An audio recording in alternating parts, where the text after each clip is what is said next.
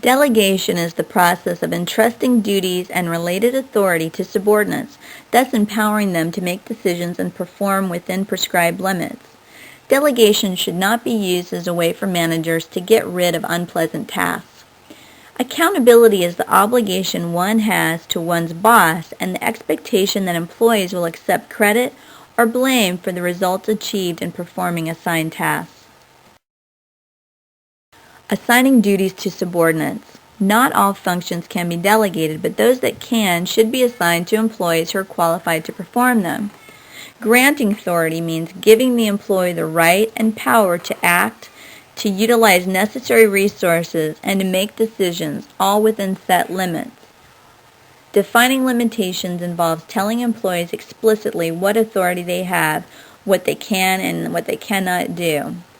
The unity of command principle states that each employee should report to only one supervisor. Creating responsibility means creating an obligation on the part of the employee to perform assigned duties satisfactorily. If any of these three components is missing, the delegation process is incomplete.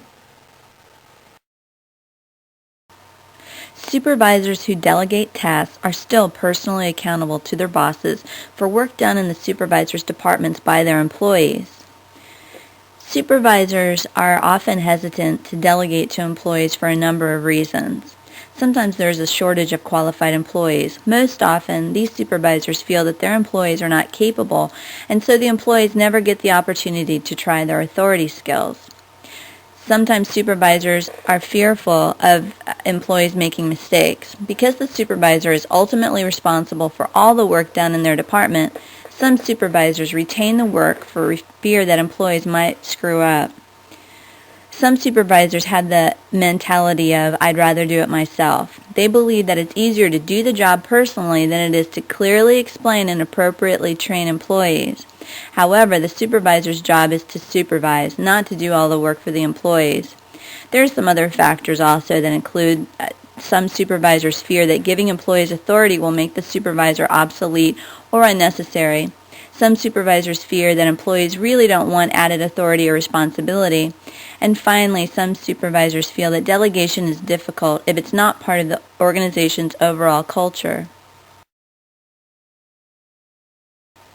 Delegating authority to employees encourages employees to develop self-confidence and experience, which contributes to employee motivation and better job performance. Supervisors who delegate appropriately have more time to concentrate on their own managing. Supervisors must modify their management style to fit the situation and employee abilities. Even a manager who uses participative management and general supervision will on occasion find an autocratic style of management necessary. Delegation does not mean a supervisor should manage a department by consensus or by taking a vote on every issue. Supervisors must balance between too much, too little, and the right amount of delegation without losing control. There are two basic supervisory styles: autocratic, which is based on theory X assumptions, and general, which is based on theory Y assumptions. In actual practice, supervisors use a combination of the two extremes. Autocratic or authoritarian supervision is a style that relies on formal authority, threats, pressure, and close control of employees. Based on theory X assumptions, autocratic supervisors give explicitly detailed instructions and supervise carefully to ensure that employees are doing the job right. Bureaucratic style of management emphasizes strict compliance with organizational policies, rules, and directives. Autocratic supervision is appropriate when it's quick and easy to apply, it gets rapid results in the short run, and it's helpful with new, inexperienced employees under great time pressures. It's often appropriate when employees are not very interested in their highly structured automated tasks. The effects of autocratic supervision means that it doesn't develop employee talent well. Autocratic supervision also results often in employees losing interest and initiative. It can also encourage employees to stop thinking for themselves. Sometimes employees are hesitant to be loyal to such supervisors. It may frustrate employees with talent or ambition.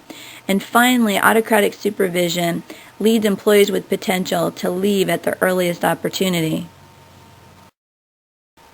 General supervision, or theory-wise supervision, is a style in which the supervisor sets goals and limits, but allows employees to decide how to achieve those goals. General supervision is a style of management related to participative management. With general supervision, the supervisor defines limits within which employees are expected to work and then lets the employees work out the details of routine work, making many of the decisions concerning how they will accomplish organizational objectives. Supervisors often will seek employee input and let them play a great role in how they complete their tasks.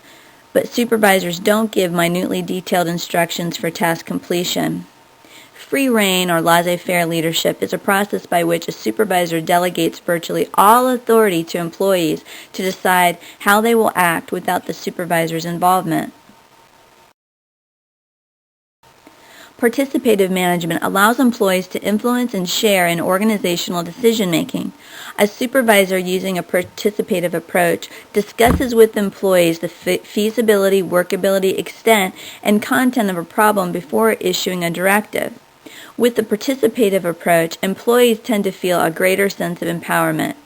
Some advantages of this style is that employees develop more enthusiasm for projects and their morale is generally higher. Also, communication between employees and supervisors is increased, leading to greater mutual respect. Making change means supervisory involvement rather than just a quick fix. There's often resistance to change because employees may believe that change threatens them either socially, psychologically, or economically. People cannot predict what change will mean to their own positions, and each employee may react to news of change differently. In order to reduce resistance to change, supervisors need to provide adequate information which reduces resistance due to fear of the unknown. Also, supervisors need to get employees to participate in the decision-making. This reduces the fear of the unknown and will engender commitment for the change from the employees themselves. In order to propose change to higher level management, supers need to obtain information and present it in a way to show higher level management that it's beneficial to the company.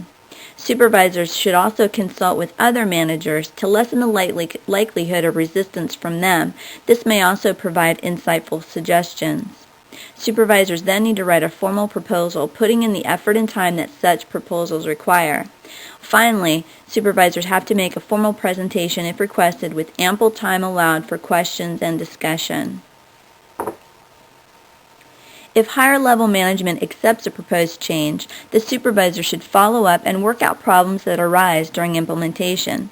If the proposed change is rejected, the supervisor should avoid developing a negative attitude, but rather try to determine why the proposal was turned down. Sometimes an idea that's been rejected will be accepted with further refinement at a later date. A directive is a communication approach by which a supervisor conveys to employees what, how, and why something is to be accomplished. This is the end of the lecture on supervisory leadership and the management of change. Thank you for watching.